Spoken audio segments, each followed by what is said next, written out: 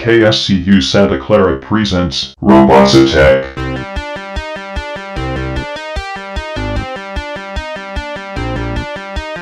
Movies, TV, video games, comic books, tech stuff, news, music. If it is geek, it's on Robots Attack. Participate on the show by commenting on Facebook, tweeting them at RobotsAttackMe, emailing the show robotsattackshow@gmail.com.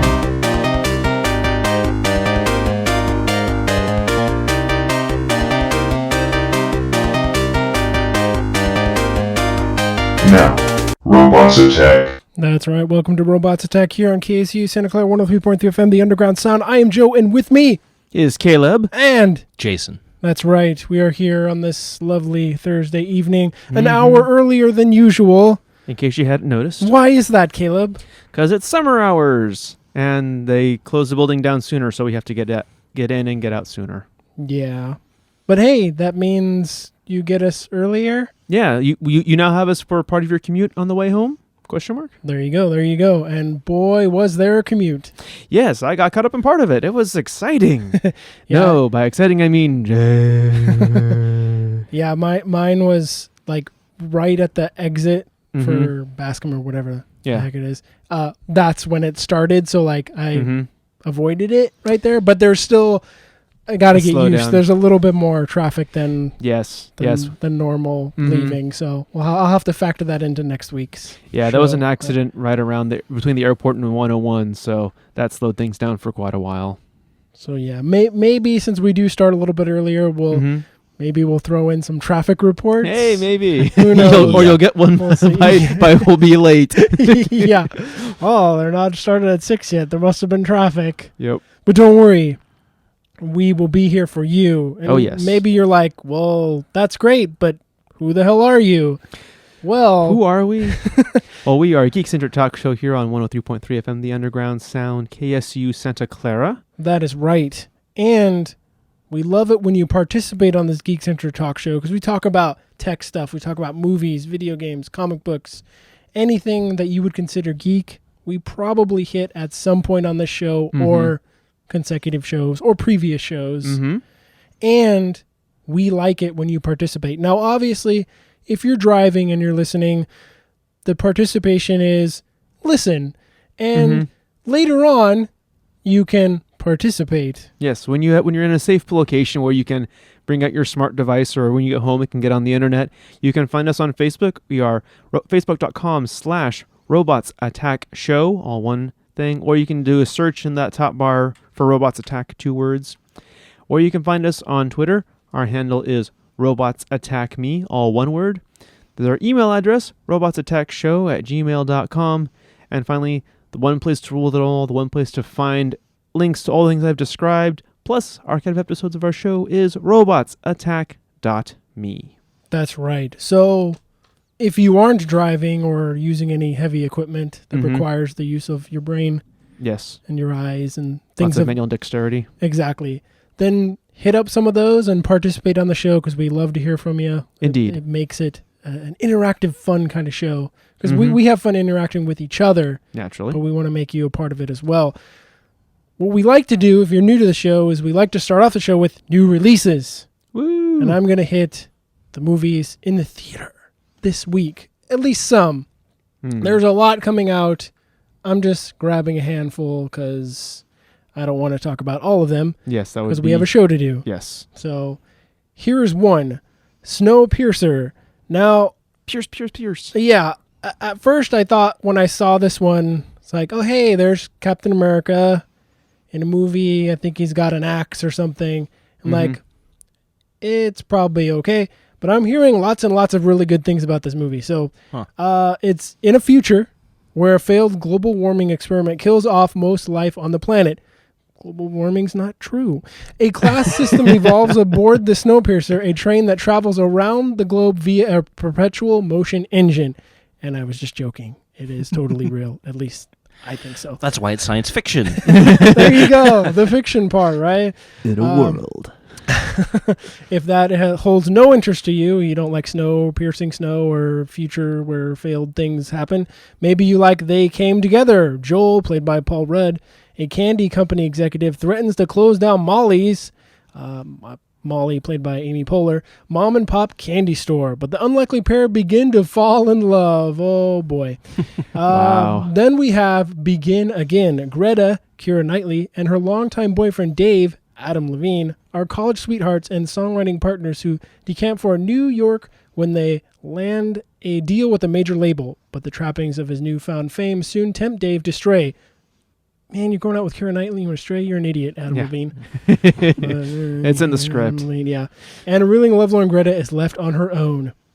Then we have probably the biggest one, and had a really great radio advertisement for it that I'll tell you after. Transformers, Age of Extinction. Now, it was like, Extinction. And then Mark Wahlberg going like, we got to stop them. Transformers. It's like, what? What was that? No. I mean, I was like, what? Is this a perfume ad? What just happened? That was it was strange, but maybe that was the genius of it. Because it's Transformers. It got you talking about yeah, it. you don't really need to say very much. Bam, Extinction. Whoa, that's deep. Mark Wahlberg. We gotta stop them. Transformers. Okay, all right. Mark Wahlberg talks to robots. Hey, say hi to your mother for me. And there we have a handful of some movies coming out in the theater this week. Yeah, well, if you prefer to stay at home and hang out in the home theater... Loser. Don't call them that. They might just be laid up because they're sick or they've hurt themselves. Or they just don't like going out as much. But maybe you want some new DVDs and Blu-rays to liven up your life. Perhaps 300 Rise of an Empire. It's really a companion film more than a sequel or prequel to 300. This film tells the story of what the Athenian army was doing while the Spartans were standing up to the mighty Persian army. In short, they were kicking butt and taking names at sea. Oh, so it's kind of happening at the same time? Exactly. Okay. And there are parts that kind of like bookend like what happened to there's flashbacks of what happened in the film and then things a little before and a little bit after. So they kind of pad out the 300 story, and then in it is also the companion piece of Yeah, I'm gonna butcher this pronunciation. Yeah, the commander of the Athenian army who takes on Artemisia, who commands Xerxes' armada, and the story seeks to further explain Xerxes' desire to conquer Greece. Then, if you want something a little bit more intellectual, if you prefer, if you will, there is Enemy on Blu-ray and DVD. When a university professor is in the midst of a failing relationship, he spots his twin in a film and tracks him down. The result is a rather complex and methodical twisting of lives with lots of symbolism. In short, it's a weird movie that's getting some critical acclaim, although viewer response is a little bit mixed. Then there's possibly, if you want something like just completely highbrow, Pandora's Promise on DVD. It's a documentary looking into the issue of nuclear power. It takes a more hopeful look at a future where the future of this controversial power solution. Your opinions may vary. And to round out this collection, the selection, I'm going to mention an old favorite of mine, Ranma 1/2. Now, why is it being mentioned here? Because it's now out on Blu-ray. Set 2 came out this month. Set 1 was a little bit earlier, and I somehow missed that in my listings. The Star Wars anime... You secretly hate it, that's why. No, it got me into anime, honestly. This Star Wars anime and manga classic is back in Blu-ray! This set introduces the violent yet likable Shampoo, a member of a secret clan of Chinese Amazons who wishes to marry boy-type Ranma and destroy girl-type Ranma. Did you just say Shampoo? Yes, her name is Shampoo. All right, just all right. I know it's anime. And it also introduces Mouse, or if you prefer the European statement, or Moose, if you like a more American pronunciation, a weapon master who is desperately in love with shampoo.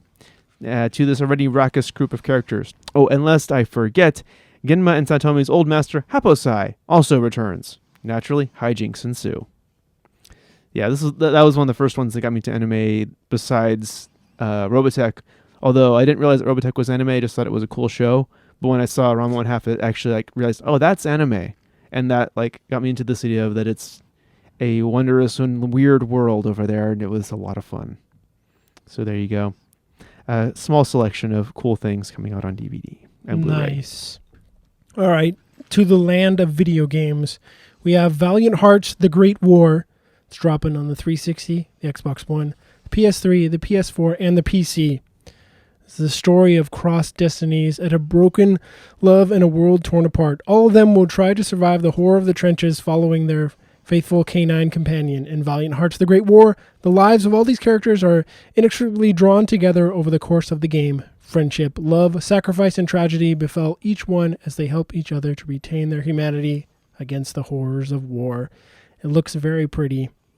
I know they showed off some of it at E3 last time. To not really tie in with Transformers Extinction, but I guess sort of. There's Transformers Rise of the Dark Spark for 360, Xbox One, PS3, PS4, Wii U, and PC. For the first time ever, fight your way through both Earth and Cybertron universes in an unforgettable battle to secure the Dark Spark. Play the expanded 4-player co-op online escalation mode with new upgradable defenses and challenging power foes. The new leveling system spans campaign and escalation, allowing players to unlock rewards that will aid progression in both modes. And we have Grid Autosport for the 360, PS3, and PC. It's all about the teams, the rivals, and the race as you become a driver for hire, specializing in your favorite disciplines or conquering them all in an intense world of professional motorsport. Grid Autosport features over 100 routes across 22 incredible locations, the return of in-car view, authentic handling, and the world's most exciting contemporary and classic high-performance racing cars. If you're not interested in cars, but you like playing plants, killing zombies, or vice versa, and you have a PC, well, now PC players have Plants vs. Zombies Garden Warfare. If you like taking farming on the go, there's Farming Simulator 14 for the Vita and the 3DS, with a new refined look and twice the available equipment as its predecessor. Farming Simulator 14 gives you control of an extensive range of authentic farm machines. And just because, well, you know, Microsoft likes to be sneaky and release indie games or games that if PlayStation said they were doing it, people would go nuts for. But when Microsoft does it, people don't seem to care. But they dropped Contrast. What was the other one? RBI Baseball 14. Oh, man. Move on to the comics and I'll find the other two. I know there's one as a zombie racing game or something. Zombie racing game, interesting. So while Joe looks up some other stuff, comic books you might want to pick up are Catwoman from DC, number 32. It turns out Selena wasn't in the race of outlaws just for herself. What? Shocking, I know. But who was she working for? Across town at Marvel, maybe you'd be interested in Wolverine number 9. The title of this story is 3 Months to Die, which means things cannot be looking good for our favorite Grumpy Canuck. Over IDW, it's cartoon... Oh, sorry, I'm reading this in the wrong voice. Cartoon Network Super Secret Crisis War number 1. Aku has gathered the greatest villains of the Cartoon Network to finally put an end to all this do-gooding stuff. What will happen when the worlds of the Powerpuff Girls, Ben 10, Samurai Jack, Dexter's Laboratory, and Ed and Eddie collide? Obviously to be read in the voice of Mojo Jojo. Send your complaints to... Then over here on the West Coast, Image Comics, it's Trees, number 2. 3 seemingly unrelated locations, the Arctic, an Italian coast town, and a city in China, are where the future is being written, and the keys to the mystery lie deep in history. Then from Dark Horse, it's Dream Thief Escape #1. A follow-up to the So dreamy. A follow-up to the acclaimed miniseries. This story follows John Lincoln, who, when he sleeps, is possessed by avenging spirits, making his body an instrument of their vengeance. Whoa. That could be awkward. Yeah. Mhm. Talk about sleepwalking, am I right? Yep. Yep. Sleep revenging. Mm-hmm. Mm-hmm. Now, I found that list, but before I get to that, we have a PSA. Ooh. Our friends at Rome Development remind the women of our community that the best defense against breast cancer begins with thorough clinical breast examination, a complete screening mammogram, and includes monthly self-exams. Remember, early diagnosis means that you'll have a greater chance for successful treatment. So schedule an appointment today at the clinic or hospital nearest you, and please remember, early detection is the best protection. This important reminder was courtesy of Rome Development here in Santa Clara, concerned with health and welfare of our community. They're on the air because they care. All right. So, yes, it was RBI Baseball. Summer's definitely baseball season, so get your nostalgia fix with some old school baseball action. Embodying the feeling of 90s baseball games, RBI Baseball is a light alternative to the more hardcore baseball sims of this generation, which are like one or other game, maybe the show. Yeah. For PS4. So, hey, Xbox owners, you get a baseball game. Woohoo. I don't know if this one's any good, but you got one. Then that zombie driving one is Zombie Driver.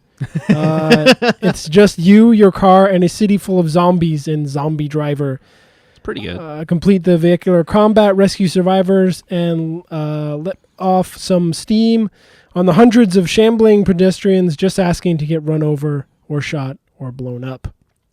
Then we have Another World, a fast-paced, side-scrolling combat platformer. Another World is actually a remastering of a 16-bit classic, and now you can relive the iconic sci-fi adventure with new visuals and sound. Whether it's your first time or you consider Another World a fond memory, you'll want to check this one out. Yeah, it looks pretty slick, and it looks like it's a better... if you like the original and you liked Flashback, kind of the follow-up, this one is definitely more of the original. For that style. And then finally, the one I'm very interested in, Contrast. This is the story of Dee Dee, a girl with an imaginary friend who can jump through shadows. Contrast uses light and shadows to create its challenging puzzles as your character jumps between the two planes. Lots of puzzles, a noir-style atmosphere, and some innovative gameplay combined to make Contrast a must-have, according to the description. And I do believe that one was released on the PS4 during launch, so it's nice to see it finally on the Xbox. I believe Zombie Driver was also on the PC before. I think both RBI Baseball is PS4 and Xbox One are both getting it. And Another World, for some reason, the PS4 version isn't out yet. It dropped. I think it dropped on PS3, maybe, but yeah, for some reason the PS4 version was absent from an article I read and what I saw. So, but I'm sure it'll get it soon enough. So, if you're hankering for it, you probably won't have to wait terribly long. Now, from video games and comic books to music. Indeed. Now we have, this is probably the most exciting news for Caleb, because Caleb, do you like disco? Is that a trick question? Do you like? I love it, says Caleb. Interesting. Do you like horse meat? And how? Well, then boy, do I have a CD for you. Horse Meat Disco 4 from the band Horse Meat Disco. This is the fourth compilation of mixes by Jim Sillard, Luke Howard, Silvanero Penzetta, and Jim Stanton. So there you go, to satisfy both your horse meat and your disco needs, Caleb. And sequel. Mm-hmm. Yeah, it's 4, so you can Yeah. catch up on the others. Then we have Ed Sheeran's new album, X, a second full-length release for the British singer-songwriter, features collaborations and production from Benny Blanco, Johnny McDead, Pharrell Williams, and Rick Rubin.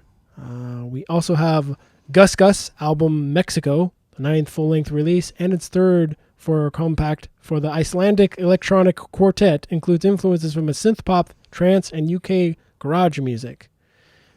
We also have Mastodon's new album, Once More Round the Sun.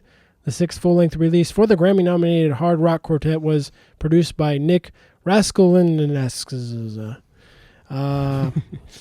And finally, this one for Jason, Mm-hmm. Dead Mouse, Okay. with wild math and stuff. Okay.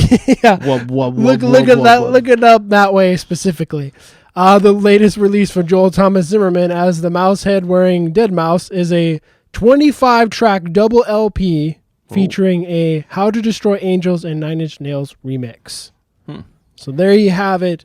A small sampling of some music, some movies, Blu-rays and DVDs, some video games, some comic books. We try to cover a little bit of everything that we can here at the beginning of Robots Attack. Now, what we're going to do, because that's a lot of information for your brain, and you want to absorb it all in, and we want to give you the chance to maybe participate even on that little bit, Yes.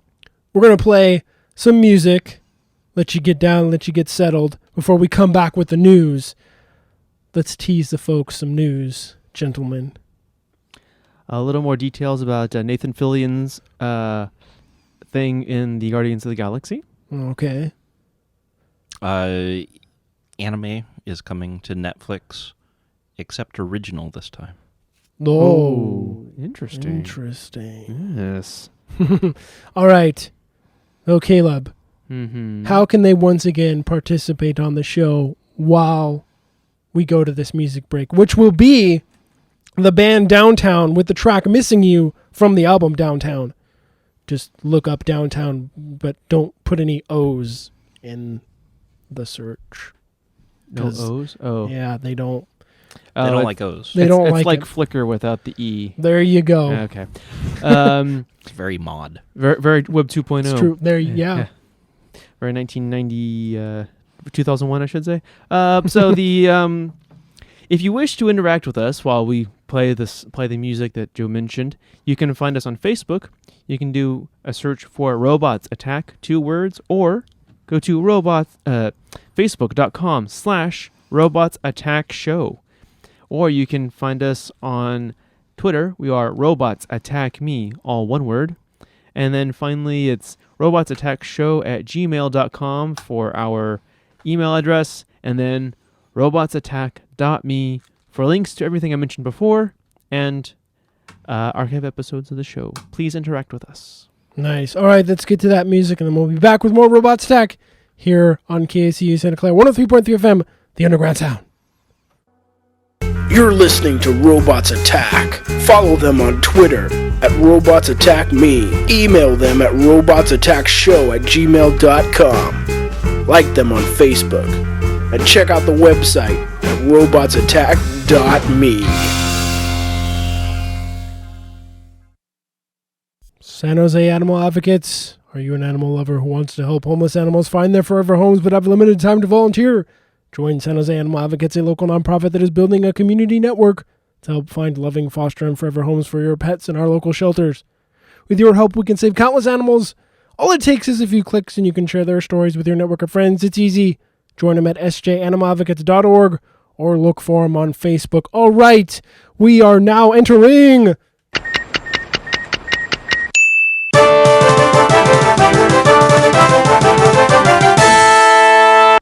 News. That's right, we are in the news back here on Robots Attack on KSU Santa Clara 103.3 FM, the Underground Sound. Who has our first news story? Okay, Netflix. Netflix, yes. Netflix, okay. I don't know if you all were aware of this, but Netflix has a certain amount of anime on it.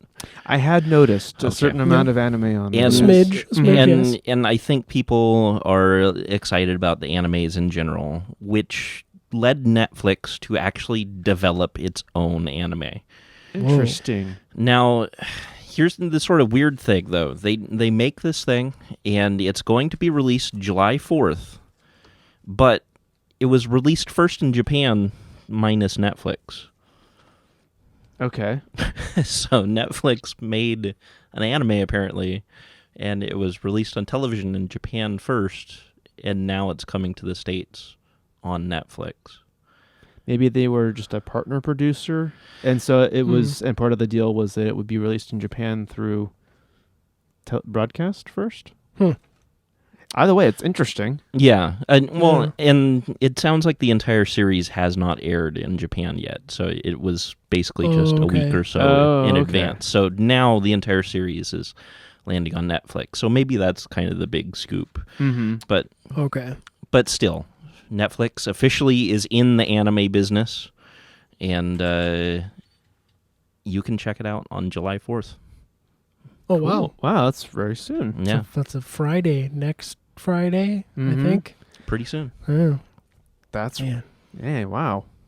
Crazy Knights Friday. of Sidonia, in case you were hoping to look for it.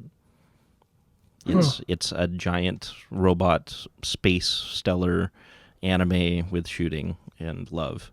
And can't forget the love. There has to be love. It's all about the love. Oh, and shape-shifting aliens. Oh, Well, that's wow.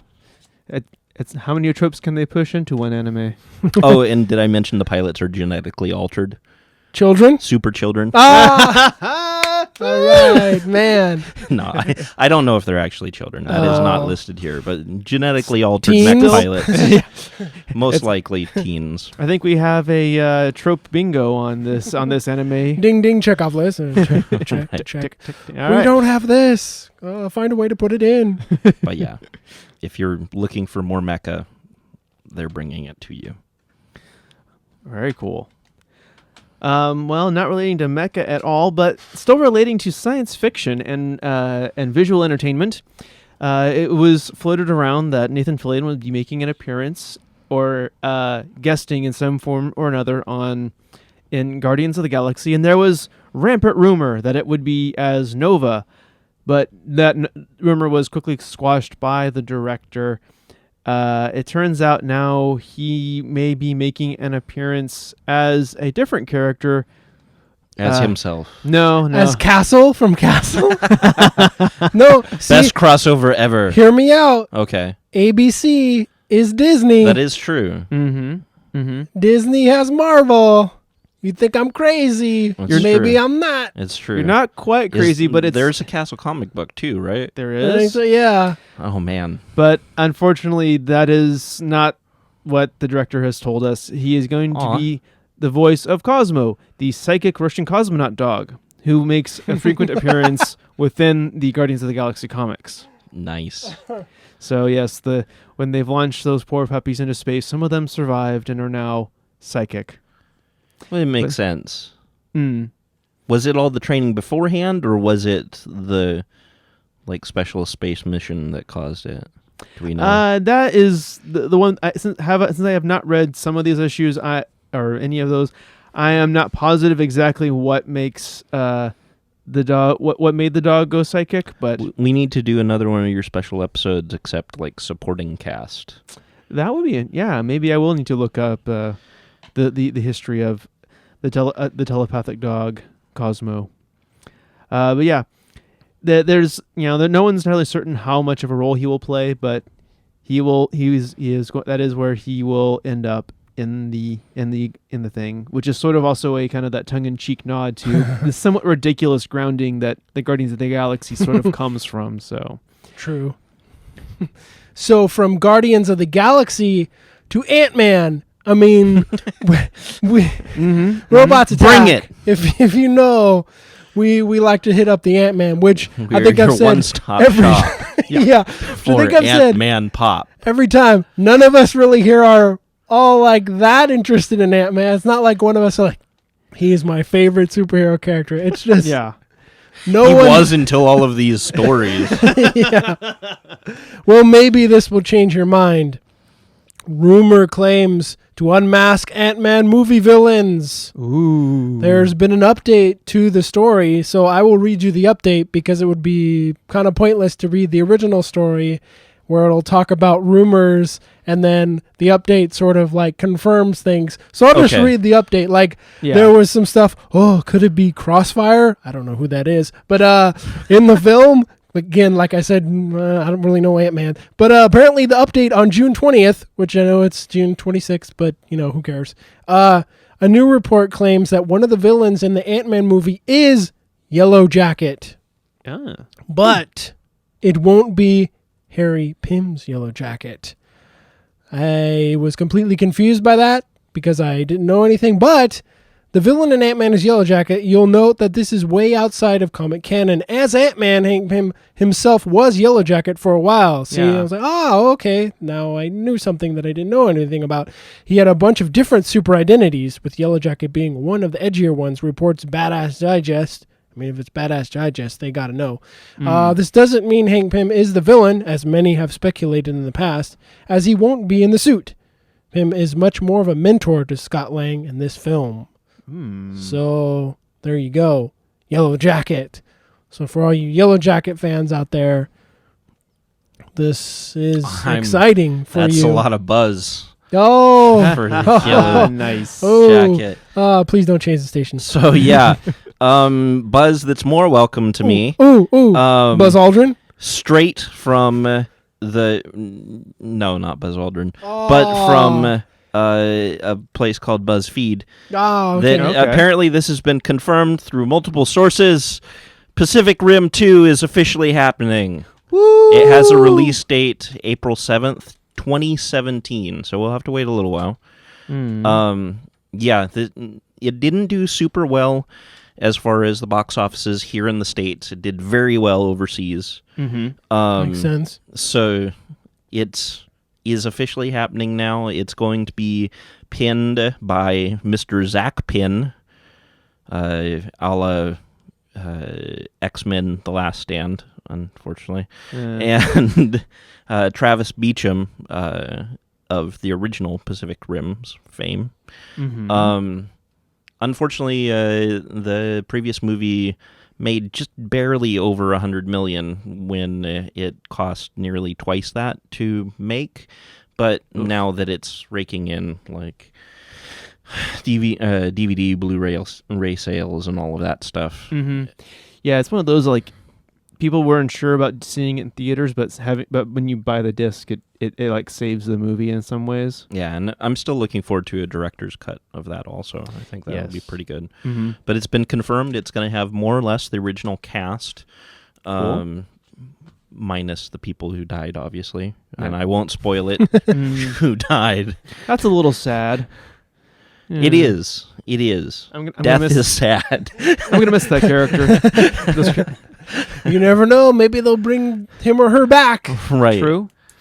But yeah, this is something that Guillermo del Toro has been lobbying for heavily, and he's been actually playing around with writing the script for this movie in between different different productions, including what he's making right now, a movie that is going to be from his horror roots again, thankfully, Crimson Peak, starring Tom Hiddleston. Interesting. Yeah. So it'll be interesting to see what sort of movie he ends up co-writing during a horror type film. I think it could be pretty interesting. It would definitely put a unique psychological spin on the Pacific Rim sort of storyline. That would be interesting. Yeah. Hopefully there's a lot of interesting things that happen. I look forward to it. I'm Plus, interested. I liked that movie a lot the first time around, so I wouldn't be upset if there was more. Yeah, I won't lie. I'm a major fan of this. This is almost everything that I wanted from a movie that I didn't know that I wanted. And yeah, I was never into big monster movies all that much, but this definitely sold me. So I'm looking forward to a second one. Very cool. Alrighty, so from giant monsters to keeping snooping Ooh, monsters ooh. out of your cell phones. Oh, nice. The Supreme Court has handed down a decision that says that the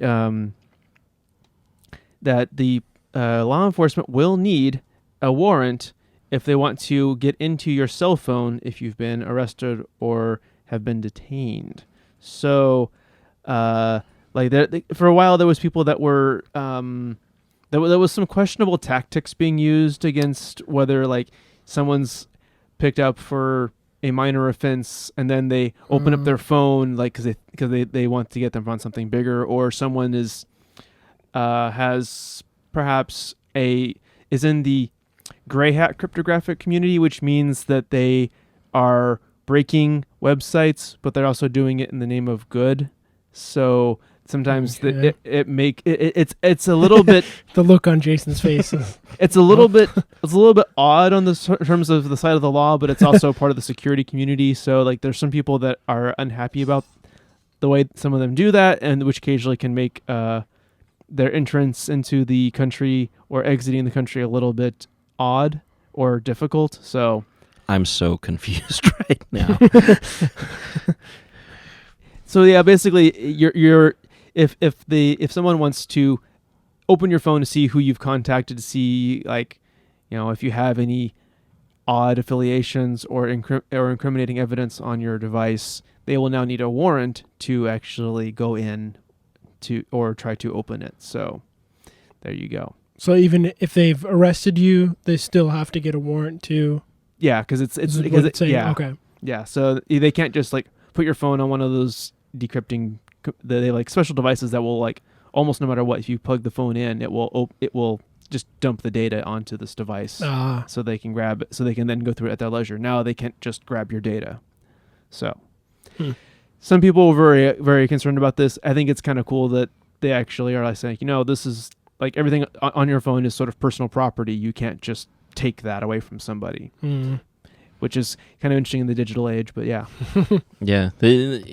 I guess I end up with a slightly different perspective, having just watched the entirety of The Wire, where that's basically how they made entire cases, was by taking the cell phones off of different criminal masterminds. So it'll be interesting to see how it affects other areas of the law as well. Yeah. The nearest I can tell, it doesn't stop them from getting the data. It just says you now have to. There's now a legal procedure seems like for it. Okay, here's an extra step. Yeah, it's like we think this guy is actually a criminal. We want to investigate his device. Okay, now we have these reasons to think this guy's committed other crimes beyond what we've nabbed him for. So, or this person for. Especially probably in something that case, like, oh, you're almost guaranteed you're this high kind of drug lord guy. Mm-hmm. It'll probably not be terribly difficult to get a warrant to search your phone. Yeah, it's actually a big part of that show. I really recommend, because it's really interesting how many hoops they have to jump through for all of that stuff. But anyway, it's probably like classic for back then how things worked anyway, since cell phones were very fledgling back when that show was made. So. Yeah, and I mean a lot of new tech too, like, doesn't exactly fit in certain categories of what's in the law. They have to make a lot of amendments to fit and stuff. So anyway, so from phones and warrants and things of that nature to Shane Black's Predator will be a sequel, not a reboot. So for all these people who are going, no, Shane Black, don't reboot Predator. It's not a reboot. It's a sequel, apparently. The new Predator will be an inventive sequel. Following the recent news that director Shane Black will be remaking the classic 1987 alien action flick Predator for Fox, Black has explained that his Predator movie will be an inventive sequel, not a reboot. Speaking to Collider, Black said he and screenwriter Fred Dechter value the rich mythology that's already been introduced in previous Predator films. Why start over, the director said. Black explained that he and Dechter will be expanding and exploring the existing Predator mythology rather than hitting the restart button. So, yeah, earlier as we said, yeah, we're going to do another Predator movie, and people were like, it's going to be a prequel, and then apparently it's not a prequel. it's a sequel, and It's not quite so crazy anymore, yeah. or something. In completely unrelated news, Sir Ben Kingsley will be available for that movie. It is so weird. It's like there are some people like, but that's weird that he was in the movie, and so how could he possibly know what like Predator was good? Yeah, or not neutral. I don't know. Well, it's just people were like, what, that guy, and like, what, the guy who was in the movie, Yeah, who's been director on several who's other films. written like Lethal Weapon and classic 80s and early 90s movies. Yeah. Mhm. Kiss Kiss Bang Bang. It's like, He's yeah, done a lot I'm more than sure, just yeah. be a bit part in an action flick. Well, no, it's like, okay, it's like, Caleb, how the hell would you know about Caleb Fong's life? Why would you write a movie about that? He was in the movie. It's Yeah. like, Yeah, I mean, one of the reasons they brought him on is they actually asked him when he was on set if he would do rewrites of some Yeah. of some of the stuff. It's like, I don't know. yeah. It's like that's a pretty good choice. Like, get someone who was actually involved in the original. Production. So, yeah. I don't know. It'll be interesting to see where that goes. Yeah, it would be nice to expand Mhm. actually on the Predator's mythology than just the kind of what we've seen in the Aliens versus Predator movies or Mhm. Predators, which was like a little bit more, but Yeah, I rather enjoyed Predators. So if they kind of like take some of that bin, that would be kind of cool. Maybe not like whole cloth, but yeah. I don't know. Let's see. Yeah, I So- just hope there's a surprise, like it's not a predator under the mask. That's what I'm waiting for. It's Ben Kingsley. I hope it's Ben Kingsley.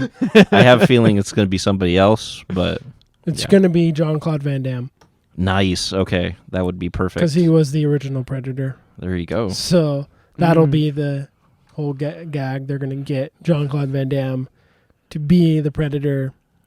Go back, search YouTube. You can see some footage of him running around in a little bit of the costume and some like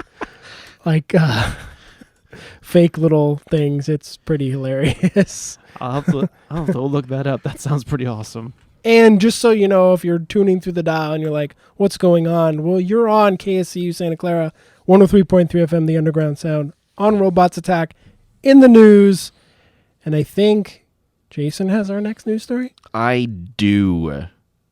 We were speaking earlier of global warming, and somebody What? is prepared. They're breeding chickens Chickens. that have no feathers. What? Well, believe it or not, it's actually a problem. Like, chickens will overheat and die if they get too warm. And so, Okay. preparing for the future, a special heat-resistant chicken with no feathers is being bred at the University of Delaware. It appears to be just as creepy, if not creepier, than hairless cats. Yeah, I was gonna say that sounds visually disturbing.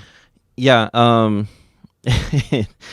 it yeah, Not- it's quite possibly the creepiest thing that I've ever seen. I highly encourage you to go to our webpage and check it out. I am sending it there as we speak. Wow. To our Facebook, Yes. Robots Attack Show. Search on there. We'll have the links. You can check out. We post on our Facebook page and Twitter links to all of our stories. Goes out a lot of time. There's cool pictures or disturbing pictures or videos or and what have you. Bald chickens. bald chickens. Yeah. Look what you done to Mr. Biggleclock.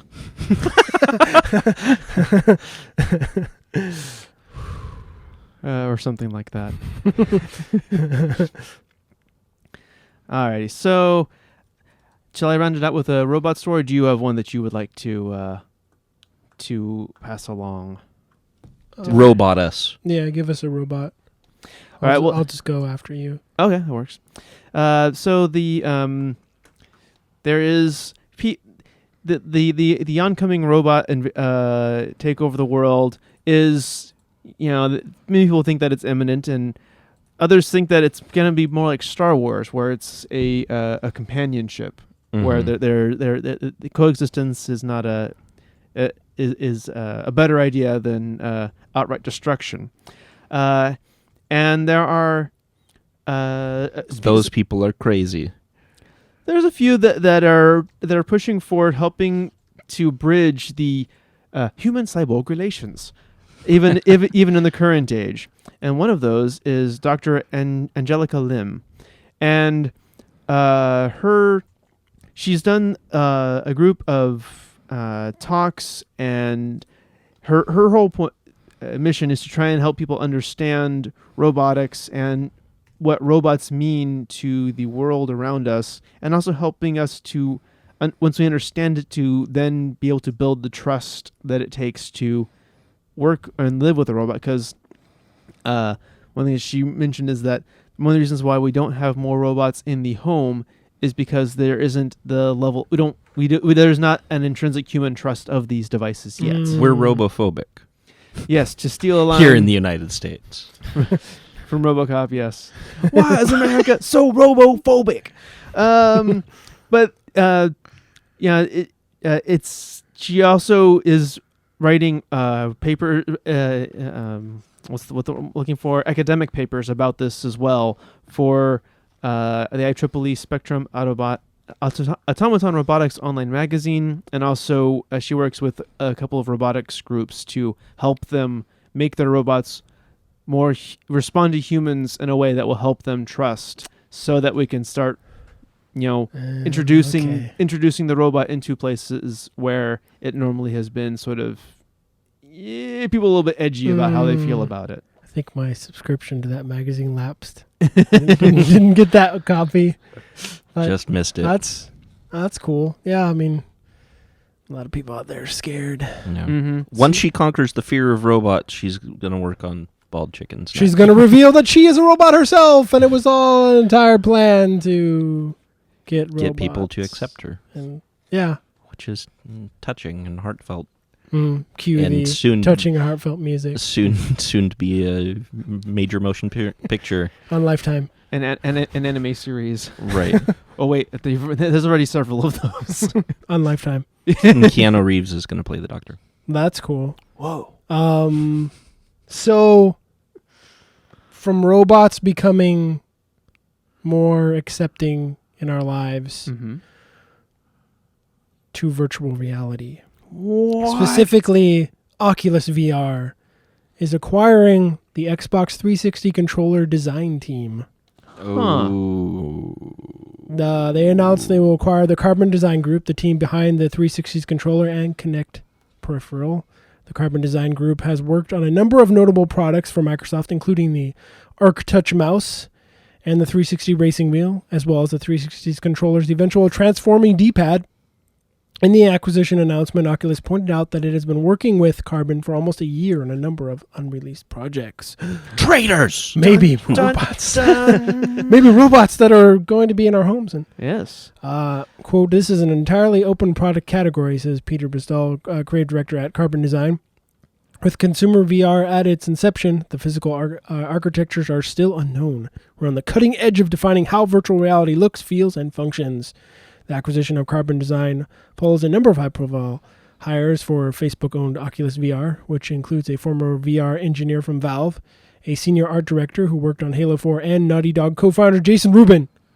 So Oculus, there he went. Has taken some sounds like some solid steps in the right directions to get the Rift going. I mean, that's a pretty good. They got some pretty big industry leaders here. I mean, no bias or anything, but man, the 360 controller is a good controller. So yeah, they can get that team to help them designing their VR set. As long as there's no D-pads on the VR set. That's true. That was their one made of entire D-pads. Well, you can blame Nintendo for that, but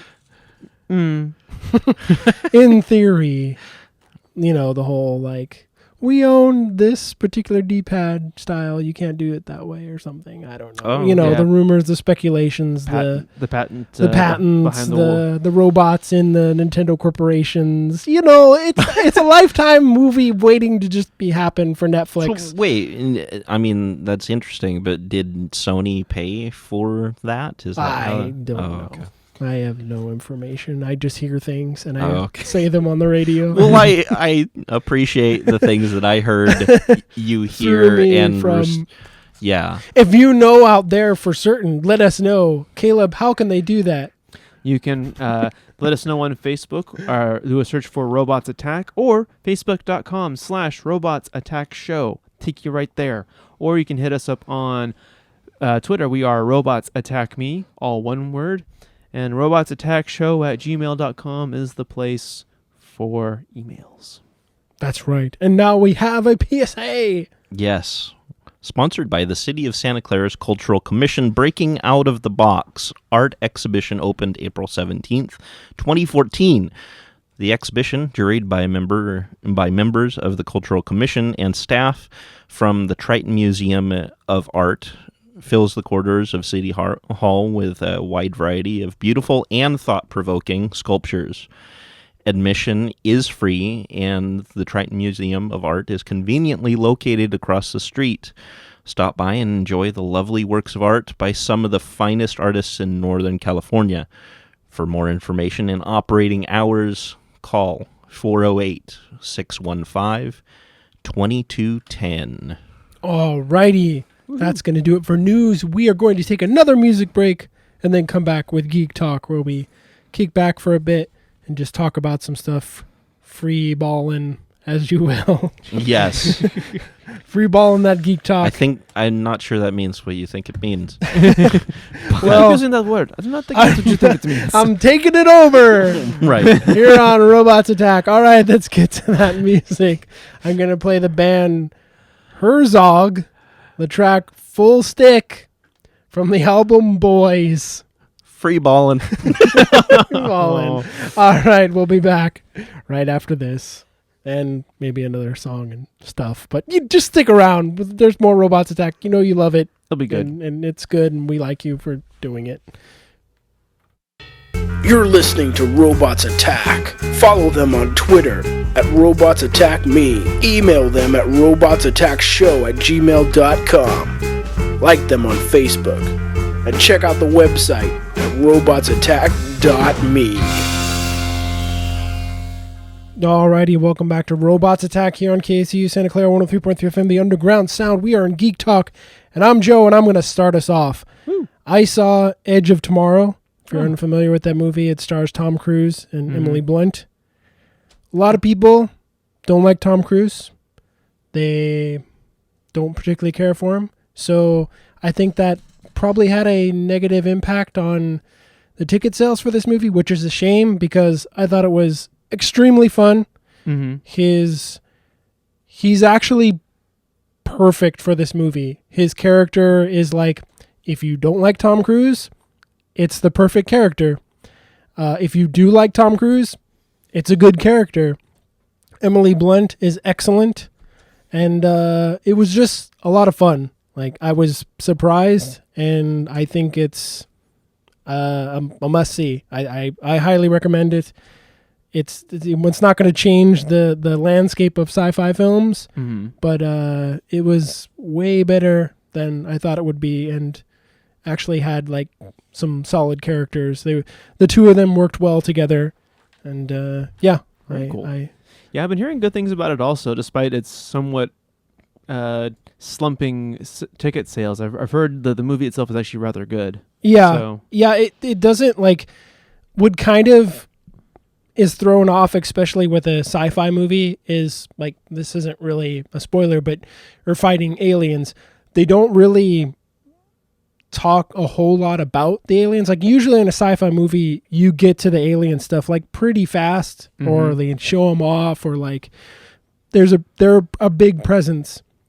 In this, they're a big presence, but it's more about like the characters and sort of the the ability that he inherits. And that's another thing, like, he ends up sort of having like a Groundhog Day kind of ability where he can repeat like the day over and over again every time that he dies. Right. And they do a really good job with that. Like I can imagine that being difficult to pull off because you don't want to keep like retreading the same scenes over and over again. Like, okay, but they do a good job of how they handle it, especially with Tom Cruise's character who, excuse me, he plays a guy who is like, he sort of advertises for the army, but he's not really like, I think he's a captain or a major or something. I forget what his role is, but he's not like a military guy. He's just like, he's an officer's rank, but he's not a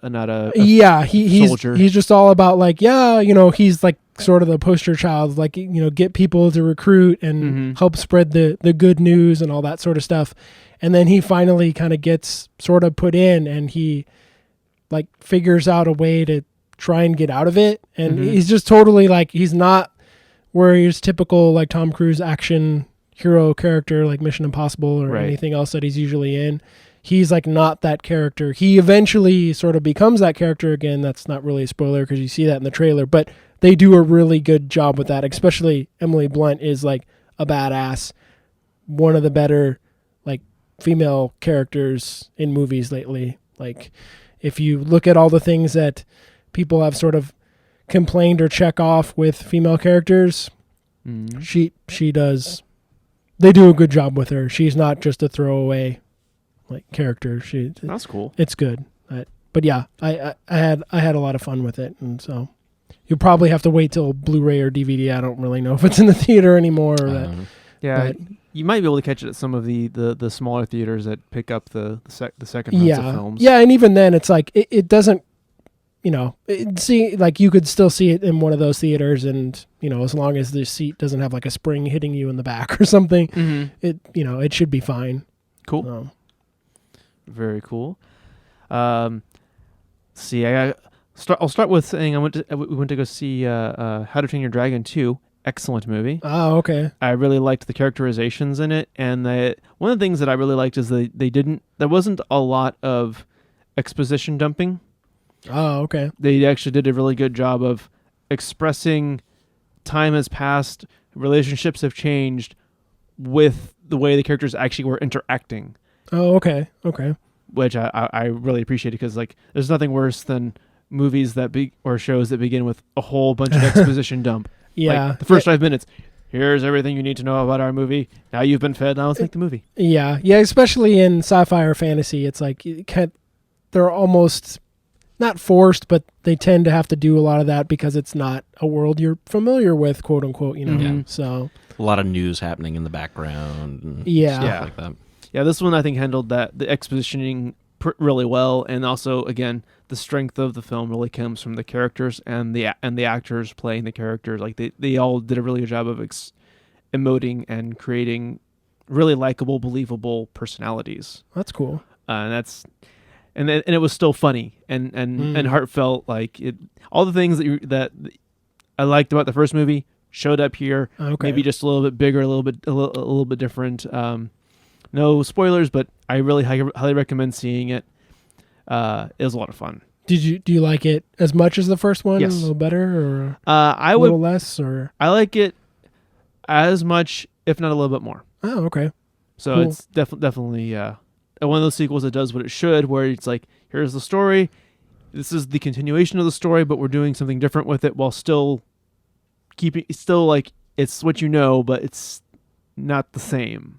So okay, well, that's cool. Yeah. The first one was like, and I think probably for a lot of people was kind of a surprise hit, like how good it actually was. Yes. You think like, well, it's not Pixar yeah. from your typical place, but like, whoa, that was really good. So that's good to hear that the sequel is good. Yeah, and honestly, I'm a little bit sad that they are also not doing excitingly well at the box office right now, folks. I can't tell you to go do this, but yeah. I really enjoyed it, and I think you it's can worth tell watching. them to go do it.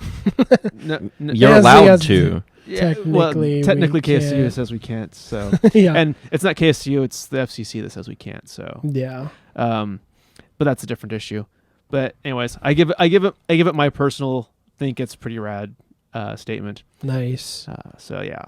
So then I will then move on because this will perfect Mhm. into your next thing after mine is I've been playing Watch Dogs. Finally got a copy from Gamefly, and I'm not too far into it. Mm-hmm.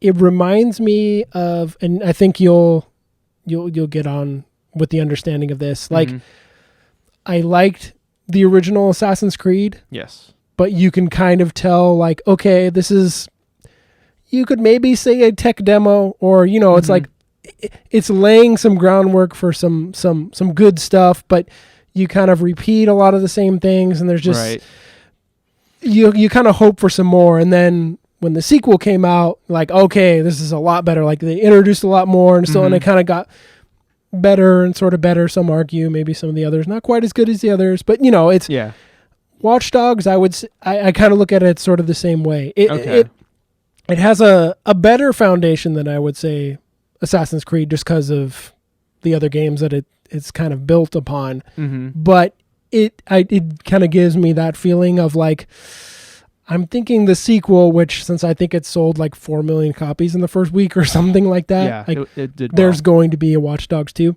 Mm-hmm. I think the sequel will be able to do a better job. Like there's a lot of neat things, and I'm having a fun time with it, but there are stuff that's like, I'm not terribly far in the campaign, but like right now, like the main guy isn't really all that interesting, and it's sort of weird. Like his backstory is like he was like like, you know, would break into things and like steal things and that sort of thing. So not like a good guy. Right.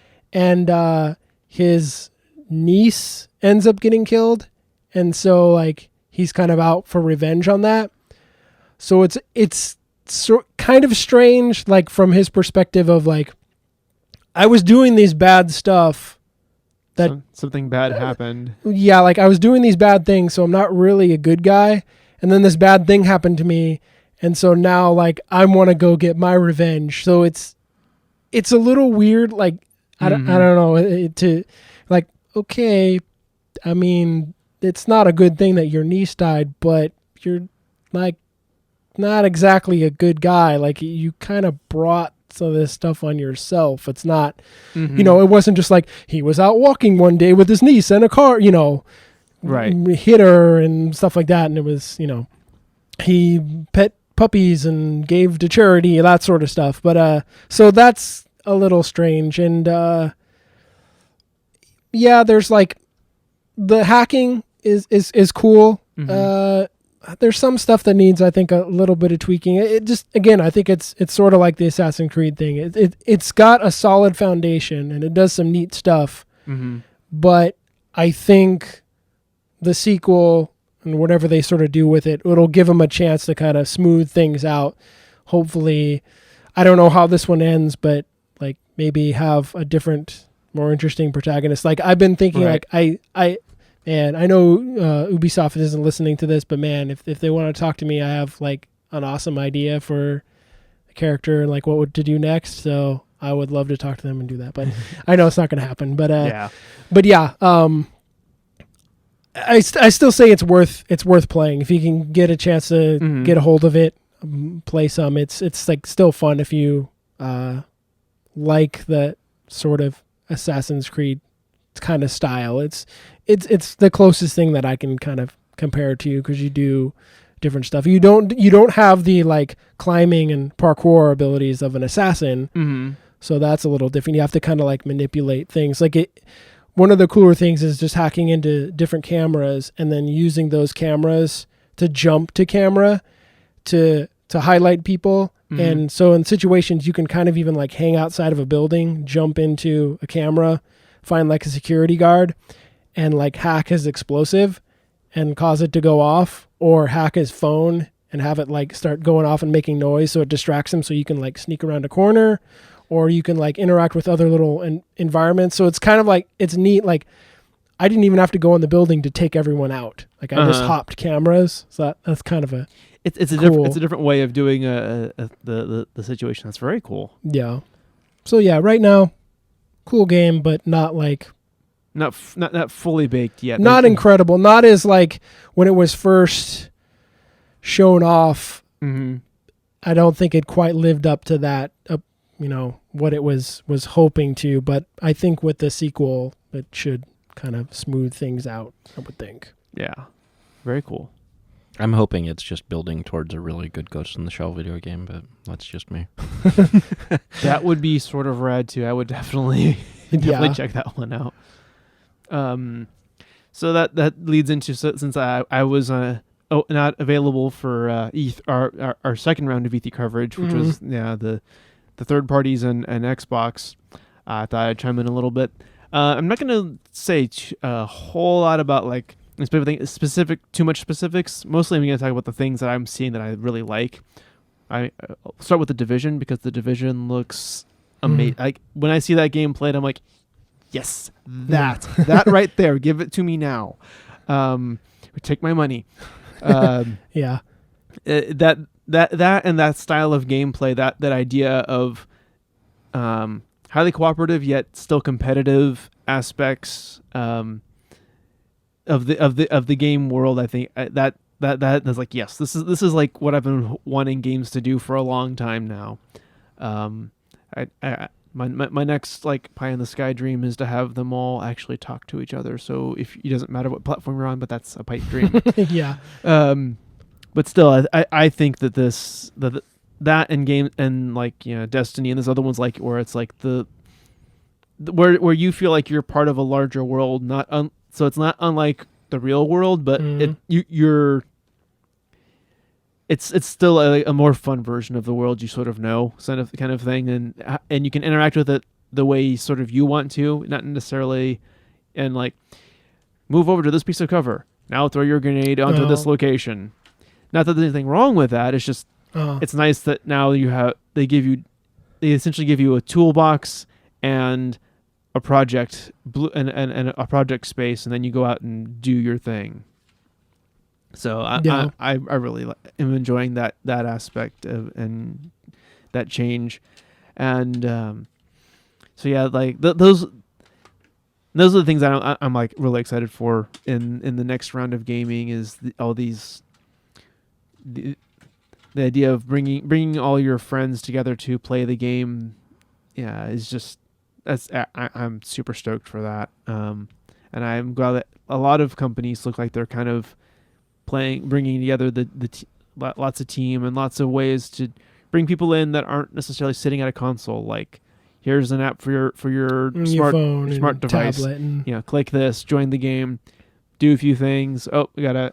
My bus is here. I need to run. And drop out. They're really adapting gaming for the way that we sort of live our lives now, which I think is kind of rad. Yeah.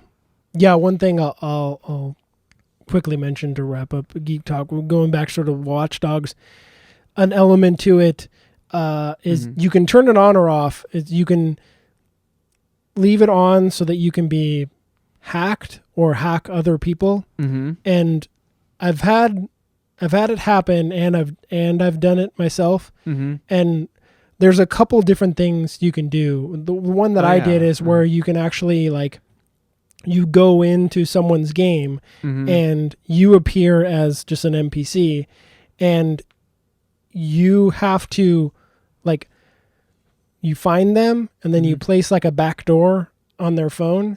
And then you have to like just sort of hide while you're downloading data from them. And it's what they do is like you have sort of a separate like XP for like online. And as you fill that up, you hit like rewards. So you get different rewards. So if you lose that or gain more, it doesn't affect your like regular game per se, your single player experience.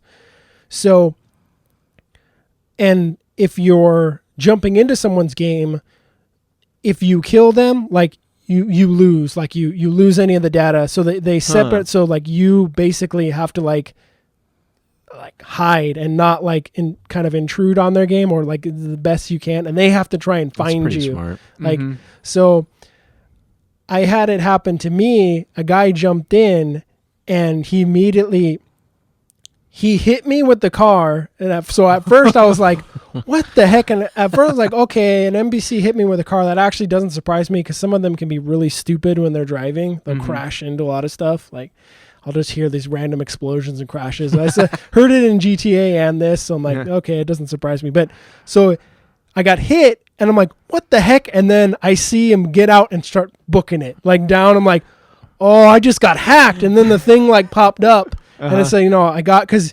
he or she has to pop in, put the back door on me first, and then it tells me that I'm being hacked. And then there's like a percentage that'll slowly go up as they are taking more of my data. But they have to stay like, we have to stay somewhat close. Yeah, there's like a sphere that pops up on the map. So we can't just like pop in and run all the way down to the other end of the map. We have to stay in somewhat close proximity.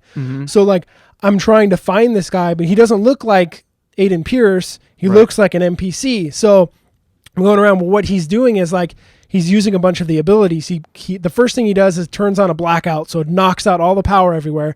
Then he like overloads some transformers, blows some stuff up, some cars crashes. So he's creating all this chaos to throw me off. So I'm like, okay, I know you're around here somewhere. So I'm going around. I'm using my phone scanning. It's like not the hacker, because it it'll pick up on normal people. And then so I'm looking like, man, where is this guy? Where is this guy? Then he or she got into a car but got sort of stuck like in this chaos that they'd created, and my tracker went over it and it was purple. And there's like, there he is. And then what happens is when you find them, then your job is to kill them and their job is to escape. And so I was like, all right, this is on. So I ran and grabbed a car that was in the chaos, and it has like GTA, there's a radio, there's songs and stuff like that. There's a playlist of music and everything like that. And so I get in and it pops on like not really any song that like I don't dislike or really like. It's like some Rise Against song or something like that I'm sure if you listen to Live 105, you've heard it before. And so like, but it like kicks on and it just fit, like the opening of it just fit the perfect moment of me getting in, slamming my car door shut, and just taking off down the road, chasing after this guy. We're both booking it. It's like, I'm like, oh, and this guy chasing after him. He's trying to hit this, crashing, and then some semis. He gets stuck, like in between these two semis in there. And so I'm driving up, like hitting him and stuff like that. And then the person like backed out or did something. So they like, they left the game before I get it. They sort of cheated or did something, but I didn't get any of my data taken away from me. So like I wasn't punished. He or she basically like escaped without. So I ended up giving him negative feedback. But but anyway, it was a cool experience, and so it's neat like having something like that will. It's sort of forcing you to not really be like a dick and like jump in and like shoot you while you're trying to do stuff. It's like you actually have to be like sneaky and like hide and do stuff. And then it doesn't really become, kill until like it's up to you on your turn to stop that guy. And they have to basically run. Like they can't, if they hurt you in any, kill you in any way, like they lose. So it's in their best interest to hide. So when it was my turn to do it, what I did was I got in a car, and you can hide in your car by pushing the B button. So I did that, and I watched the guy like run around this park like, trying to find me. Like I didn't know it would work. I was just like, I parked. I was like, okay, I have to pretend to be like an NPC. Be like an NPC. Be like an NPC. Parked. Okay. Oh shoot, he's getting close. He's gonna find me. I'm gonna start the car and drive off. Ran around. Okay. All right. So I'm watching my time go. Yes. Come on. 80%. 81. 82. Wait. Oh, he's coming again. He's gonna find me. Oh, ran around again. And running out. I could just tell this person was all like, where the heck is this guy?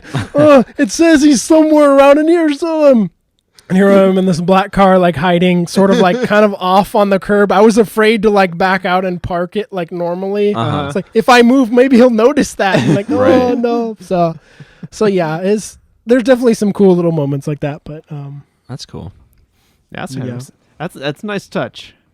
Yeah, I'm glad to hear about stuff like that, because so far everything that I've heard that people have been talking about how interesting the game is, it just sounds like basically just perving out on NPCs' lives, and it's weird to me. That's what's coming through so much more than this stuff.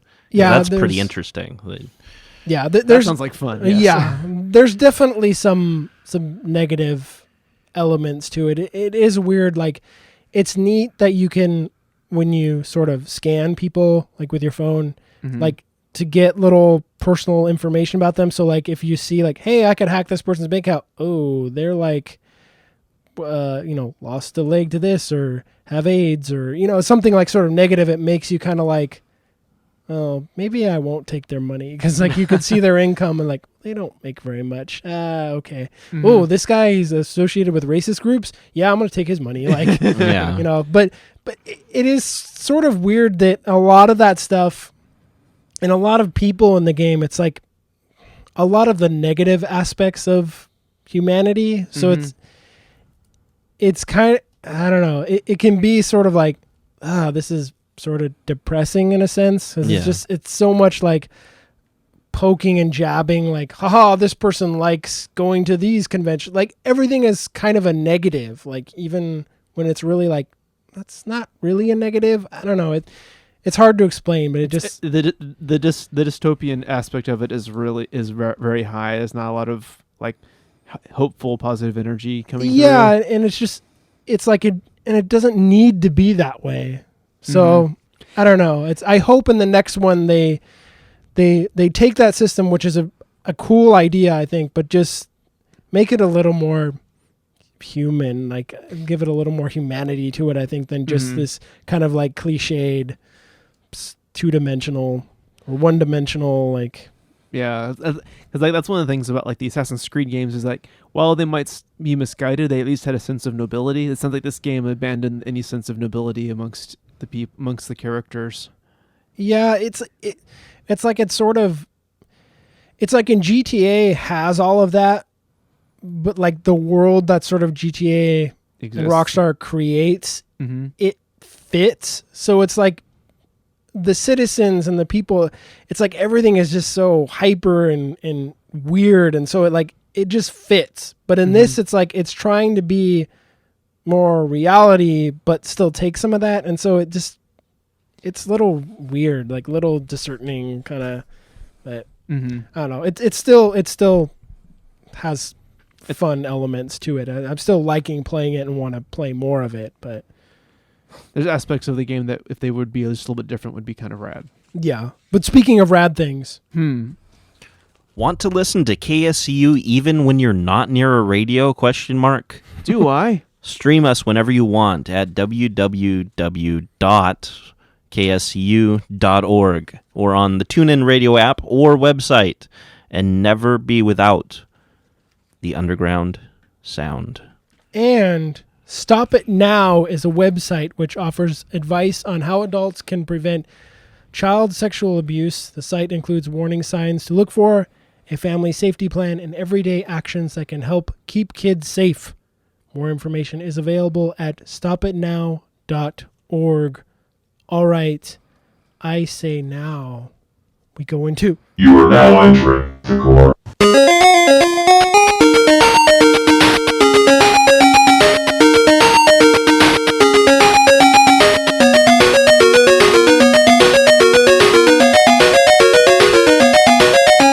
Enjoy your stay. That's right, we're in the core, and Caleb has some topics for us to discuss. Right. First thing I'm going to bring up is a mentioning of a story that we've kind of talked about before. There was a very cool little service called Aereo, and what it did was they would set up lawbreakers. They set up speed wagons. No, that's REO. This is Aereo. I see what you did. I think I made that joke last time too. You might have. Well, just bringing people back. Right. It's called callback.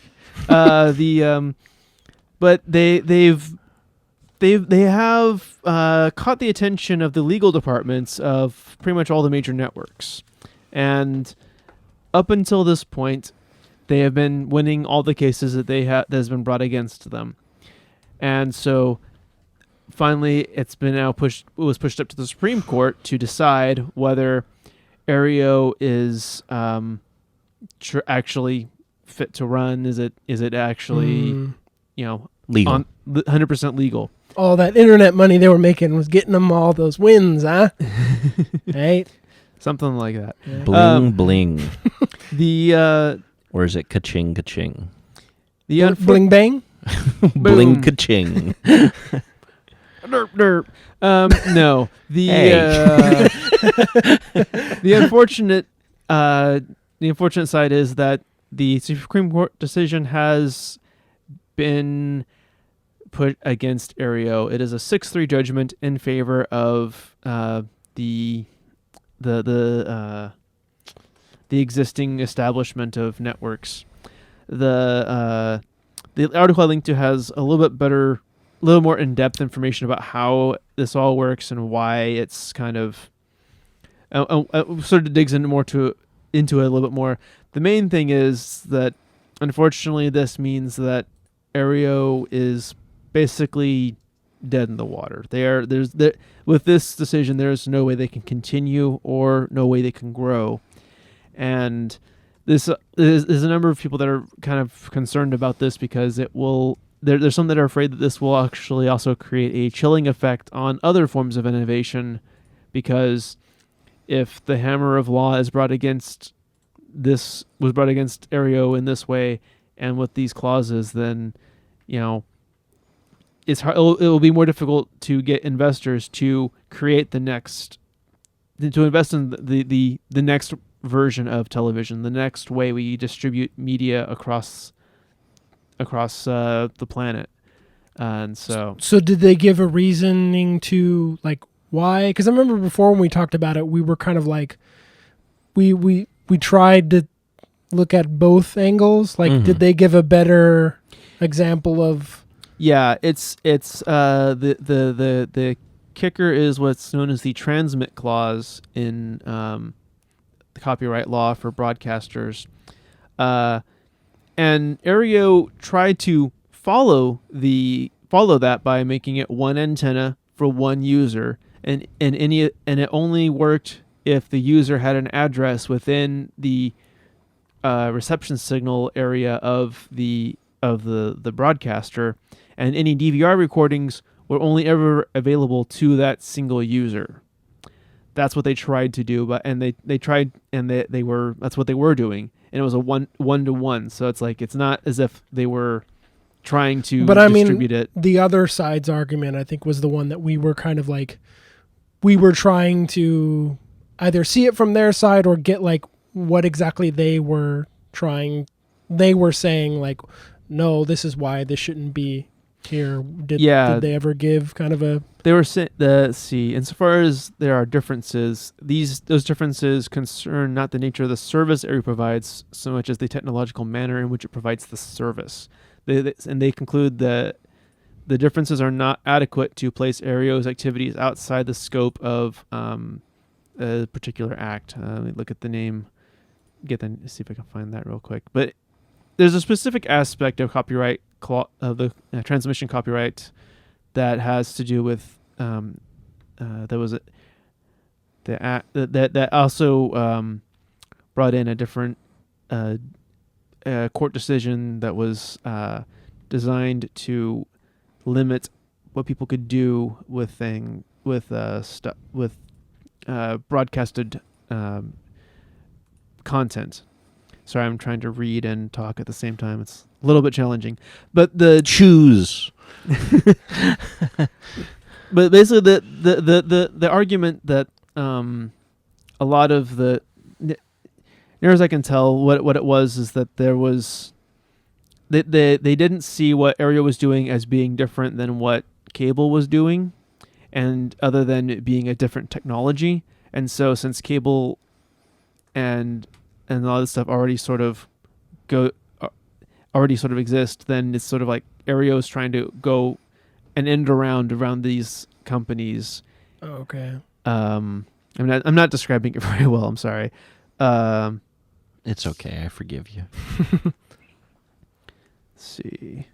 Yeah, because I was just wondering, because I remember the last time when we talked about this, we were trying to see like, okay, what's the other side's argument to this? Was there some sort of law, copyright law that we didn't know about? Like, remember, Jason, we were like, I remembered at the time, but it's completely blanking on me now, to be honest. I mean, I know we didn't have the answer. We were just like, we were trying to think of like, okay, what's the argument for the other side? Is it like, Yeah, I think I found the quote here. Okay. From this is a quote from the decision from the Supreme Court. We cannot now answer more precisely how the transmit clause or other provisions of the Copyright Act, that's the act that we're talking about earlier, apply to technologies not before us. So they, like, when they wrote this stuff, that was back in the 80s, 87, 88, and so like, they agree that the questions involving cloud computing and remote storage and other issues are not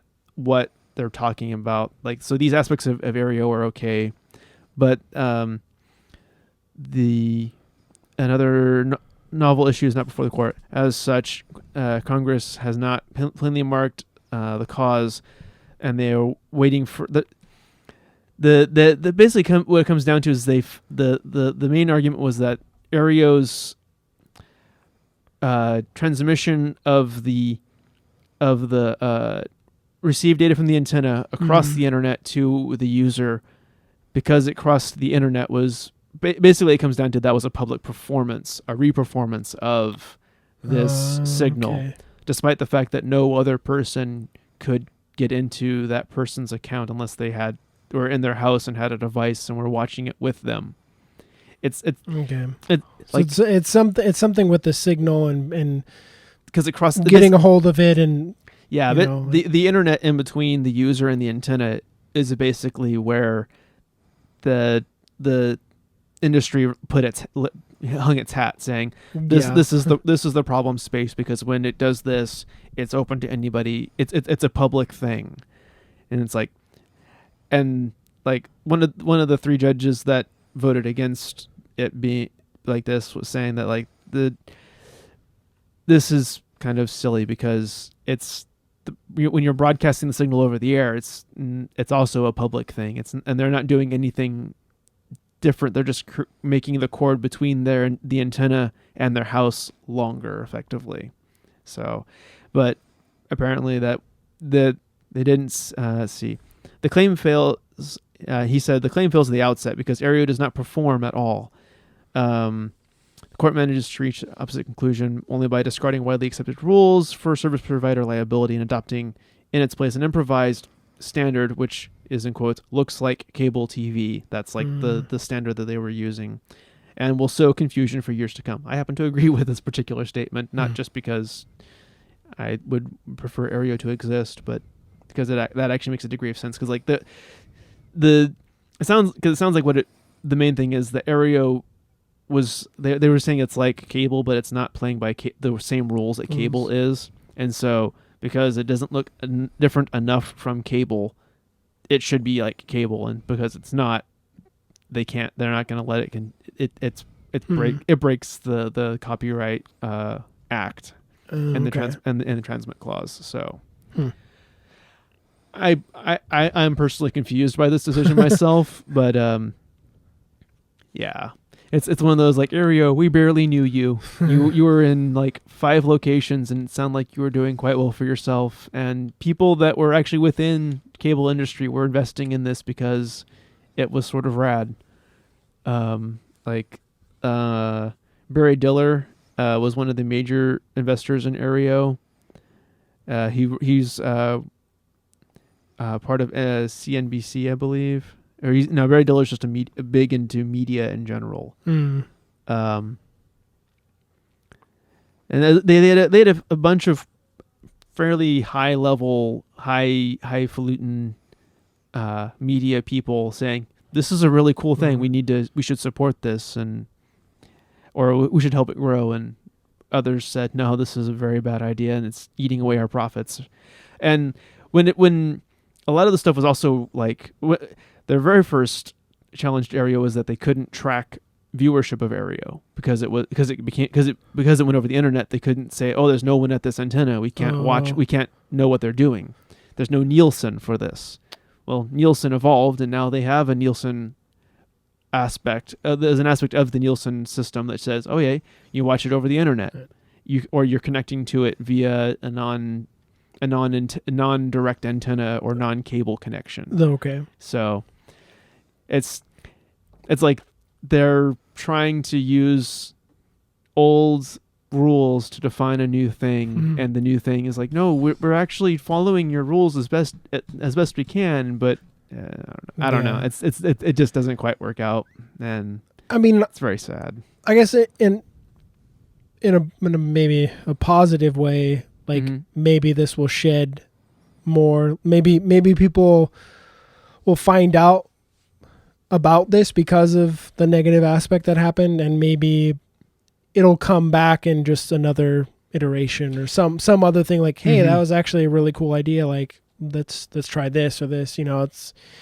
it's yeah, I really hope that they can find a way to resurrect this concept, because this is a really cool idea, and honestly it's more in line with how people consume media in general. And from what I remember, like from some of the interviews that the CEO has given, and he's like, he sees this company as something of a stopgap measure, because he's like, in the long run, the long game, broadcast over the air sort of fades in general, and it's all going to be over the internet. I'm just kind of helping people bridge that space until it's all over the internet. But I don't know, until such time as that exists. Yeah. Well, that seems to be, unfortunately, the way of a lot of things that are like, that would be really cool, but it keeps getting stopped.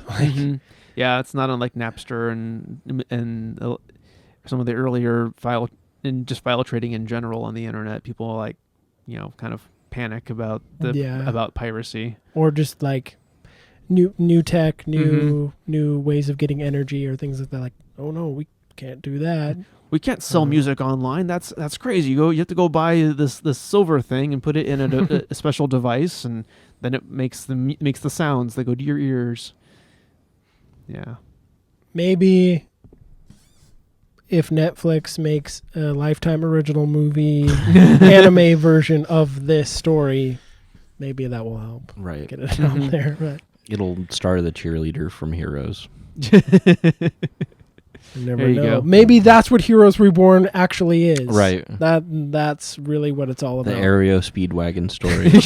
Yeah, and they'll get them to do a new song, and they'll play them. Yeah, it'll be awesome. Well, Wagons will be had. wagons will definitely be rolling and trucking along And free balling. and free balling as wagons do.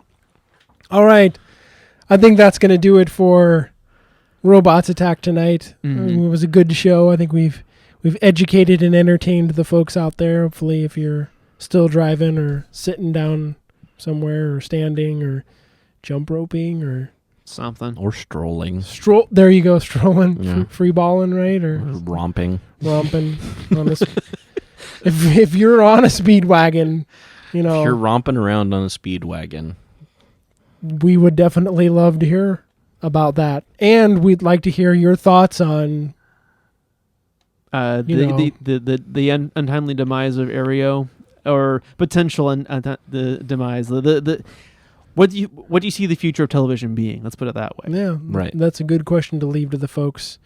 And any of the other news stories or geek talks that we talked about. There's a lot of talks that I mentioned in that talk sentence Yes. for the talk radio show on here on KSU All Santa the Clara. talking you can handle. All right, so let's give them one last roundup of how they can participate. Even though the show, you're like, well, the show's all over. I can't. It's too late for me to participate. No, it's not. Never too It's late. Never too late. Never. Never. Never say never. Don't let the Speedwagon convince you otherwise. It's true. If you wish to get in contact with us, if you want to give us your opinions, your thoughts about any of the subjects we've discussed or things you would like us to cover, you can find us on Facebook.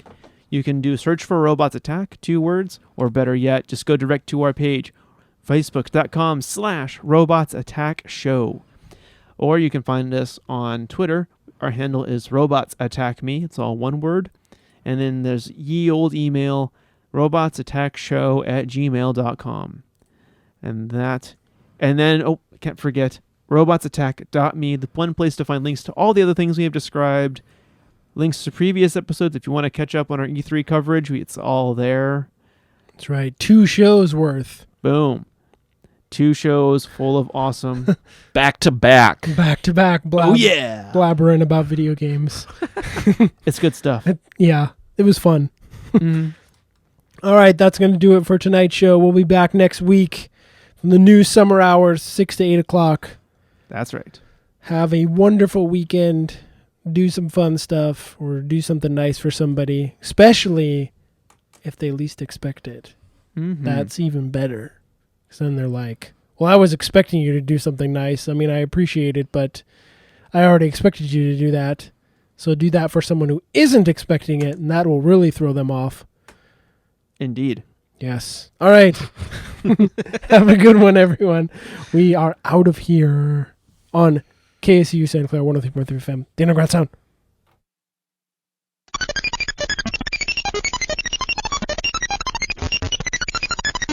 Raccoon, Verada, Nikto.